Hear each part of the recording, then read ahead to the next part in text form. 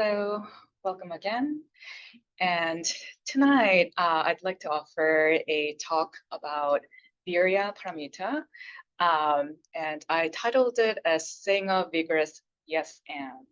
And I think I heard someone talking about improv earlier. I feel like, so you'll get the reference, yes and. And I'd like to unpack what I mean by that over time. And it's me, Center Director of Dallas Meditation Center. And I often like to highlight certain aspects of my past experiences to show where I'm coming from. So I have a past experience with working for refugee rights and DACA, Deferred Action for Child Arrival, supported nonprofits, and social activism is something that I find really important. And ultimately, the reason I found home at Dallas Meditation Center and Plum Village Tradition is the emphasis on engaged Buddhism, which means we are not dissociative away from what is unfolding here and now in this world. I think there's this one essay called Buddha in Third Dimension. That's what engaged Buddhism is about, and that's why I found home here. And tonight's talk is going to be directly talking about that sense of engagement and engaging with the mess and history and the world. So what you can expect tonight, I'll be offering my reflection on the writings on Virya Paramita from Lion's Roar magazine. And I plan to make a connection to Albert Camus' The Myth of Sisyphus to further develop the idea. Because some of you may know I like making connection between different texts. And I think bringing that together can strengthen the image and ideas in our heart. So I hope it serves that purpose. And I hope we can collectively reflect in what ways we can offer our mindful vigor to the world. And I'd like to identify sources. If you enjoy this talk and want to read these articles yourself, email me at info@dallasmeditationcenter.com and I can send you this link. The essay titled No Separate Things on Lion Roar by Ejo McMullen, and How Albert Camus Faced History, written by Adam Gopnik on The New Yorker. Those are the two main sources of my inspiration tonight. And I just like putting faces to the name. Thank you, Ezra McMullen. He's a monk at Soto Zen Buddhist Association in Berkeley, California. And he has several essays available if you ever Google his names. And merci, Albert Camus. I have a thing for like thoughtful philosopher. That's a very good picture of him. And the man on the left is Camus. On the right is Adam Gopnik. He's the New Yorker writer, and he wrote an essay on how Camus' experience of colonialism and injustice and discrimination informed his writings, and his understanding of history was more complex because of facing that injustice head on and without any reduction or abstraction. But first, welcome to Dallas Meditation Center. Just to make sure we are all on the same page, our core gatherings are inspired by Plum Village tradition. You'll see Thich Nhat Hanh's, Zen Master Thich Nhat Hanh's photo all around the center for that reason. And his teaching is kind of central core inspiration for a lot of what we share, because it's very inclusive. And we also like to honor Brother Chising. He's the founder of Dallas Meditation Center and who really pivoted the Plum Village tradition into interfaith and inclusive tradition as a gay man who was faced discrimination from the different religious organization. That was very important to him, that all people of all faith and non-faith can practice mindfulness and creativity. And we also value in this space generosity, creativity, and inclusivity. Those are our three mottos. And I'd like to think that tonight's talk might be kind of centered around generosity, because it's about generosity of giving energy, generosity of engaging with your all intellectual faculties and critical thinking.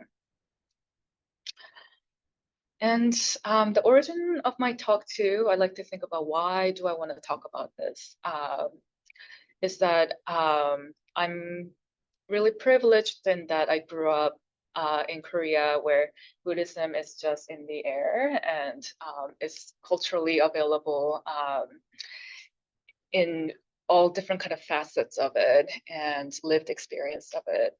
And here I noticed that in popular imagination of Buddhism, meditation practice and mindfulness is often associated with quality of being still, stopping, and observing. And those are all beautiful qualities that helps us to see deeply. But I wanted to bring our attention to something more. And again, I shared earlier that Virya Paramita for me is connected to engaged Buddhism, at least in my mind. And this action orientedness and this focusing on what is the right action to take, facing the injustice and tragedies in this world is what really lights me up. So that's another reason for my talk and topic tonight. And to recognize suffering in this world, to extend our empathy, and to take action, a lot of effort is needed. It's going beyond looking deeply and understanding what's unfolding. And that's where the call for vigor, Virya Paramita, comes in. So I'm hoping to bring these threads of thoughts together tonight. And in case some wonder, social justice and Buddhism as a kind of connected thing, is that a new phenomenon? So I wanted to first show Thich Nhat Hanh. I like this book and book cover, How to Fight by Thich Nhat Hanh. But to answer the original question, it's really not. The monastic fighting to protect something's cherished is nothing new. This is a painting depicting Buddhist monks' participation of the Battle of Cho In-sung, which is in Korea. There was a invasion where Buddhist monks would be like, you know what, we gotta protect our communities, and took up on weapons and killed. And that might seem contradictory, but Buddhism is about how you, it seems like to me that traditionally in Korea at least, applying the teaching in a way that is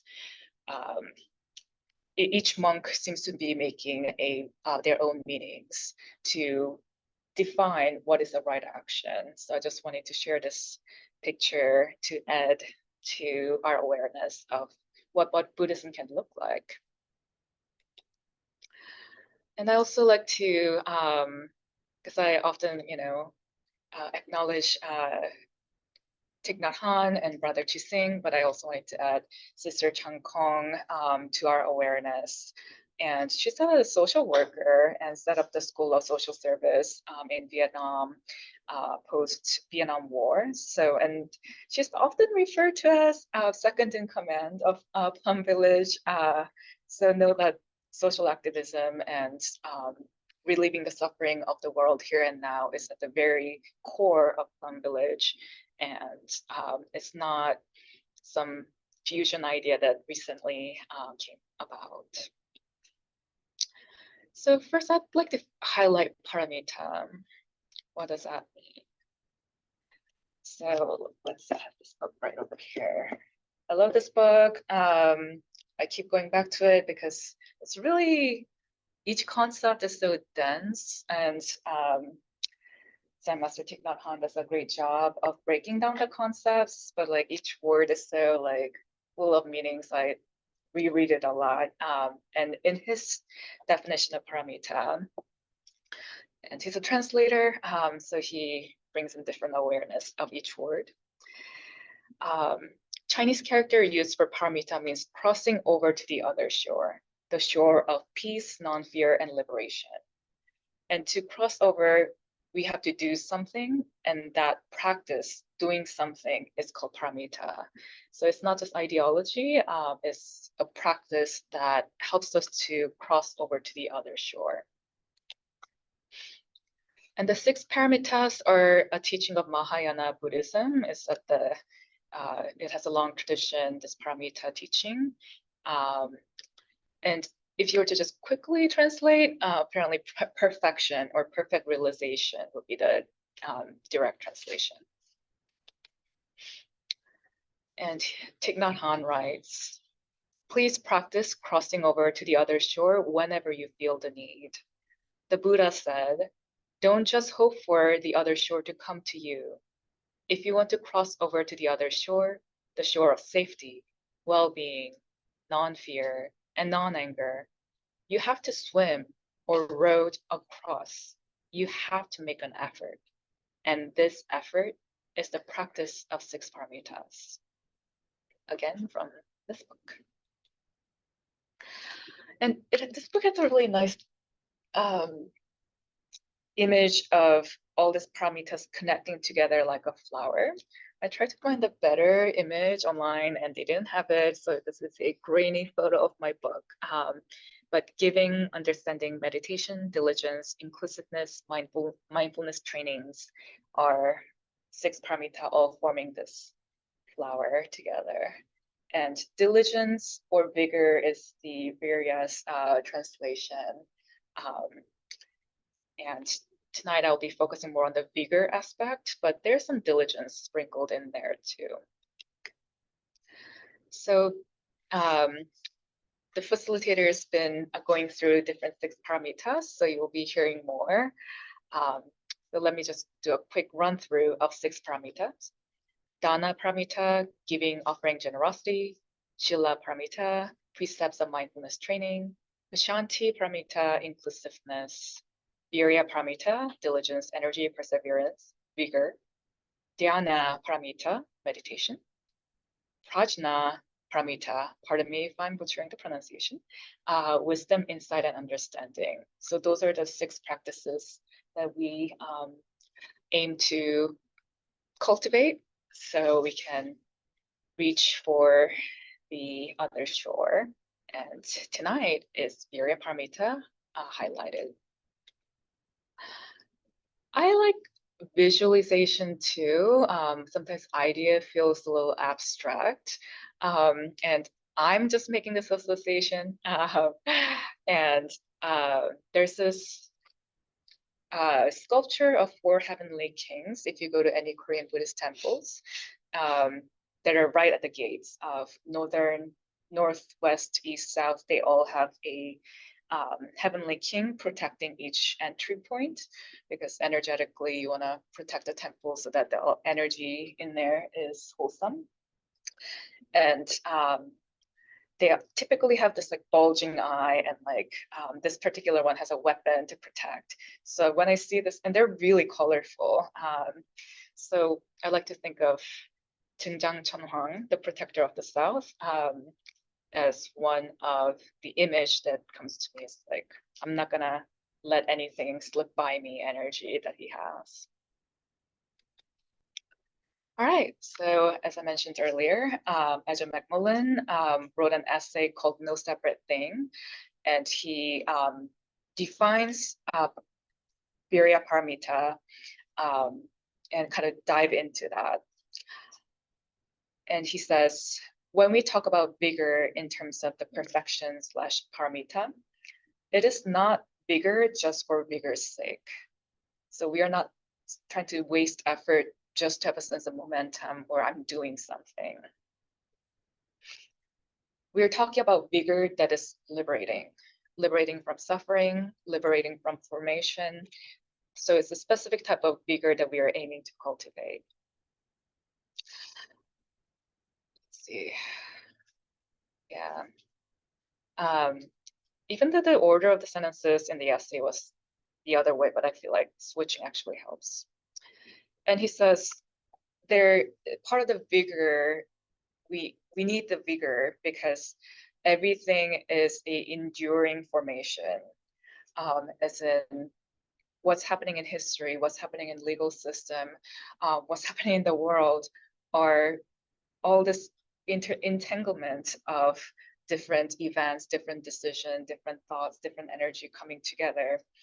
So what we are facing is this something that we inherited as a formation, and any path to liberate, any path, any vigor that we put in to liberate comes with great difficulties. And he used the word karma here. And another sentence that I believe in the essay is, at first sounds a little discouraging, is that you're not going to fix the world. The world is a giant accumulation of all the consequences and decisions. And within our own individual life is also accumulation of ancestral, familial, everything all together. And he says bodhisattva here, as in people who are making a vow to cultivate the bodhisattva spirits. And it's not really an overstatement, I'd like to say, because in Korean temples, they call each other, especially women, bodhisattva. So it's not, as long as you're cultivating that path, you're bodhisattva. So the bodhisattvas, or people on the path, do not just force themselves onto the battlefield to cut down what seems inconvenient or problematic. It's an impulse, but there is not just this part that needs to be fixed, because usually the problems in this world are very complex. We will have to make difficult choices, be stuck with the conundrum of what it means to work hard even when there's no end in sight. This is where we need vigor, Virya Paramita. This is about the energy that comes from realizing our responsibility towards and our entanglement with beings and things. To unpack and paraphrase his writing, he's saying that everything is an entanglement. What we're facing is complex. Everyone and everybody's interconnected. But that's also the source of our energy. We can care deeply when we acknowledge that we are deeply connected, inextricably connected. He also, I've already said this, the state of the world is accumulation of everything that happened. Our individual reality is also accumulation of karma, something way, way, way larger than ourselves. And there won't be a closure or completion. The world is fixed, yay! There won't be that, unfortunately.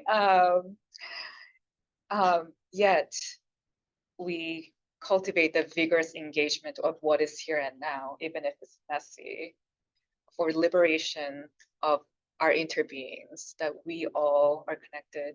We all are trying to help each other be liberated and take each other home.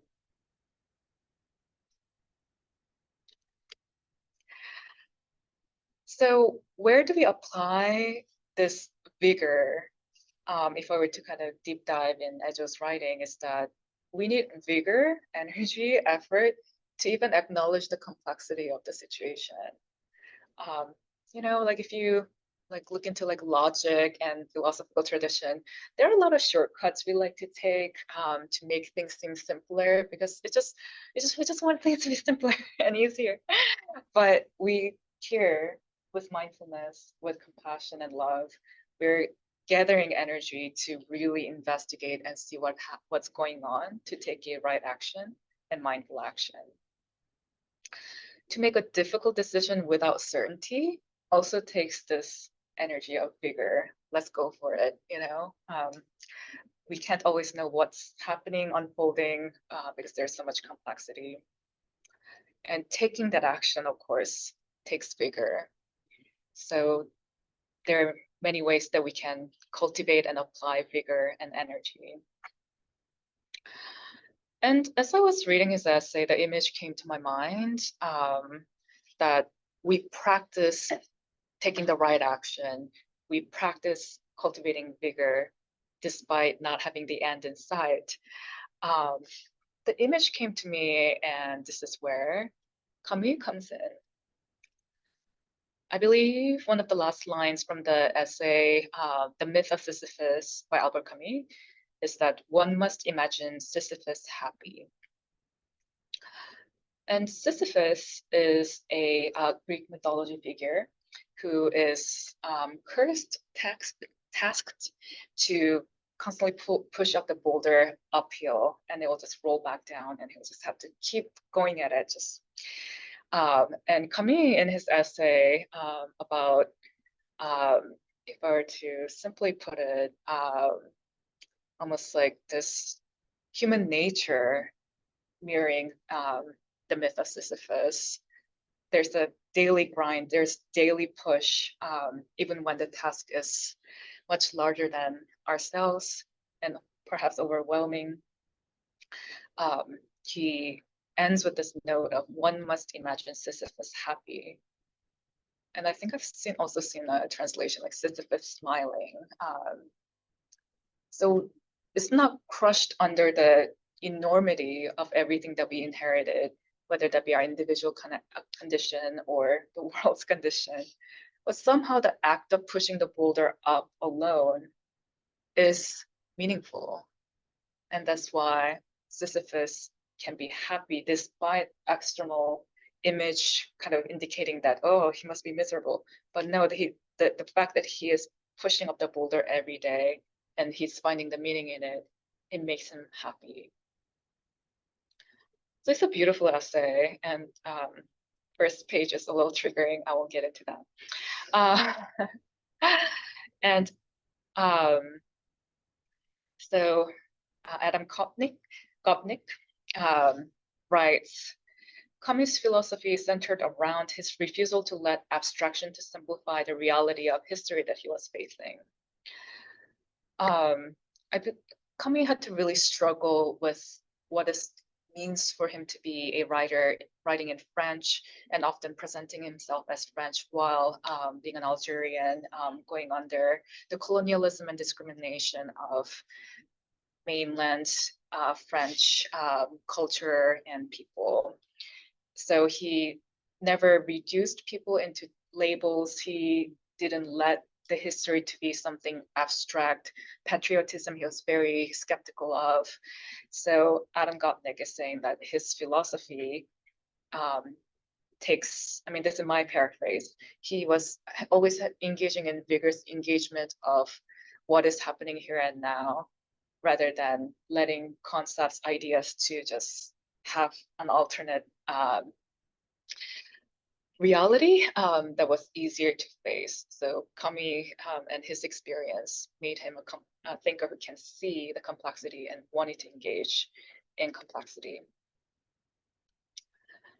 And speaking of this writing, Adam writes, telling Sisyphus that he'll get the stone up there someday is an empty hope, and he won't. Camus imagines Sisyphus committed to his daily act. He doesn't encourage him to hope for a better stone or a shorter hill. If I were to apply this to my own reflection, we can ask for a better world, like what's wrong with this world?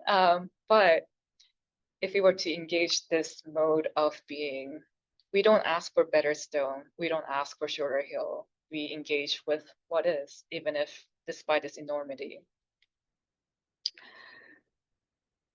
The counsel given is essentially the same short-term commitment to the best available course of action, but by accepting that the boulder is always going to roll back down, Camus put a tragic mask on common sense and a heroic face on the daily boulder's daily grind. So even if we don't have a promise of our participation, our action, our reflection, not necessarily solving things, there is heroism in it, in that we engage with it, we push that boulder. What do you think tragic mask of common sense? Yeah, so you know, like if we were to just describe it as like without engaging the myth of Sisyphus imagery. It's easy to say every day is a grind. Okay. But there's something grander, the tragedy, Greek tragedy image applied. There's both extra oomph in tragicness, but also extra oomph in heroic ness that we can imagine ourselves in. It's not just us struggling as individual, kind of trying to figure it out. Now we have this image to refer to. At least that's how I'm reading it. Yeah. Thank you. Yeah, so as I mentioned earlier, Camus' writing seems relevant here because he is a very vigorous thinker. He's not resorting to abstraction. He's not really resorting to ideology to guide his action, but he wanted to see it all and write about it. And his vision of Sisyphus as an active participant who is aware of the overwhelming reality and his task being never ending by its nature, I was seeing an echo of that image and Camus' vision with the Vigor, Virya Paramita. So this leads to the yes and part. So part of this talk also comes from my own tendency of feeling depressed when I really read about all the injustice and feeling overwhelmed. And when I used to work for those nonprofit mentioned, I cried a lot and it's just overwhelming. So how do we enter the space of yes and let me take it and run with it attitude? So that's kind of my intention as well.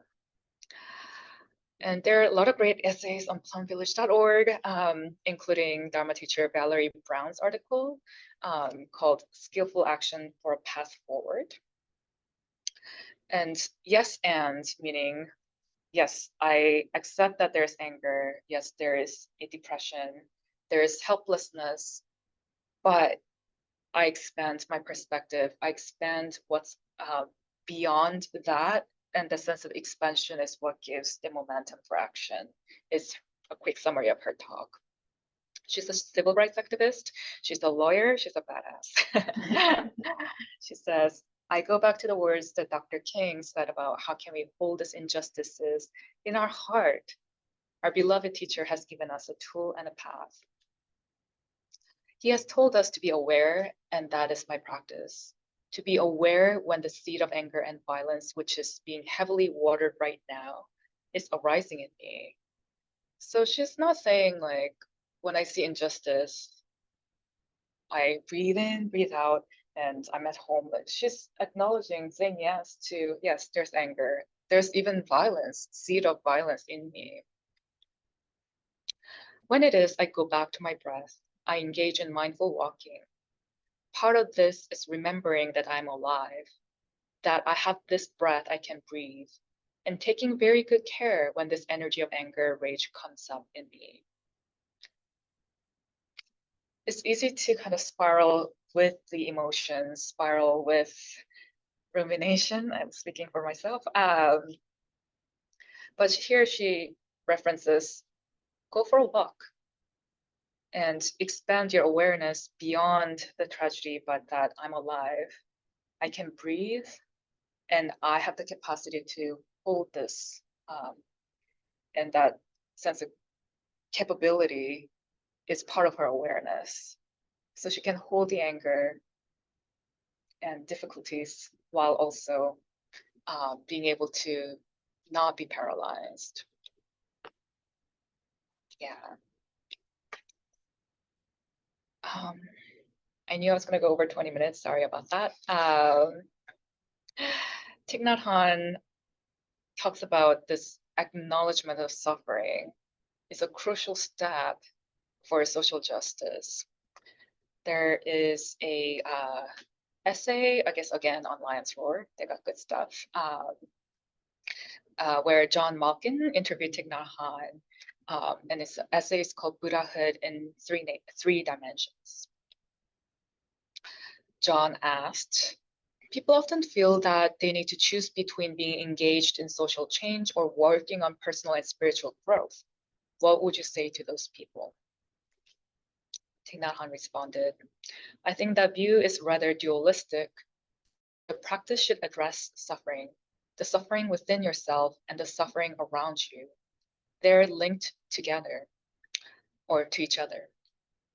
When you go to the mountain and practice alone, you don't have the chance to recognize the anger, jealousy, and despair that's in you. That's why it's good that you encounter people, so you know these emotions, so that you can recognize them and try to look into their nature. If you don't know the roots of these afflictions, you cannot see the path leading to their cessation.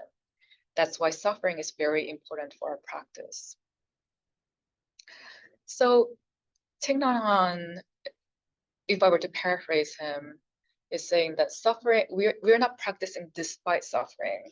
Suffering actually translates to vigor, translate to practice, because it is the path leading to their cessation is what we seek when they're suffering. So, sometimes it's tempting to be like, turn off the empathy, like robot mode, and just like, maybe that will be more productive and do something that's right because I'm not overwhelmed with emotions and empathy. But at least that sometimes seems tempting to me. But what Thich Nhat Hanh is saying is that no, suffering is part of the recipe to infuse vigor into your action. Yeah, and seeing each other suffering and feeling it for each other. And then he writes, engage Buddhism is just Buddhism. Mic drop. I feel like that's like so cool. So, Buddhism is about acknowledging the reality that we are interconnected. We don't do this in Tuesday gathering, but our contemplation before sitting, we say before meditation for Sunday says, we acknowledge that suffering and happiness of all being is also our own happiness and suffering because we are interconnected. So engaging with that is part of OG Buddhism, but he just wanted to emphasize that aspect and rebrand it into engaged Buddhism.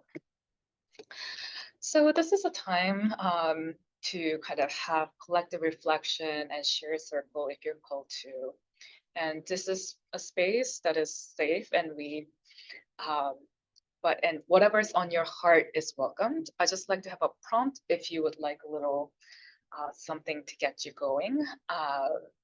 So some of the prompts that I wrote here is, which injustice frustrates you and makes you feel helpless?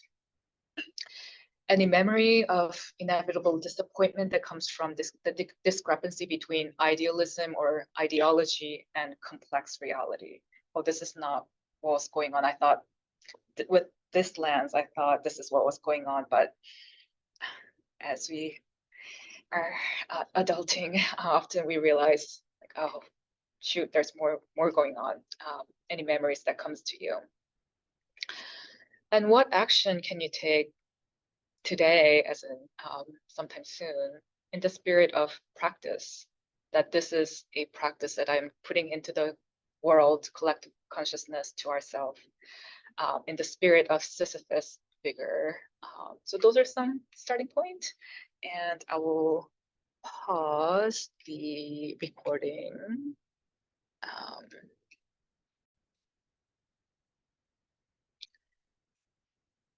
So as Sarah said, a concrete opportunity to offer your generosity and vigor to service with DMC communities coming up is available on DaosMeditationCenter.com website. Compassionate DFW Hunger Project, Sunday, October 13, 2 to 3, 15 p.m. it also lists like links and everything where you can sign up for it, and Bobby will be leading it. So wanted to highlight that. And once again, thank you for offering yourself attention to this collective reflection and practice. And maybe keep practicing recognizing the complexity of what lies before us, including history, so we may respect and love our interbeing nature and push that boulder, push that boulder every day. So the talk portion ends here. Thank you so much.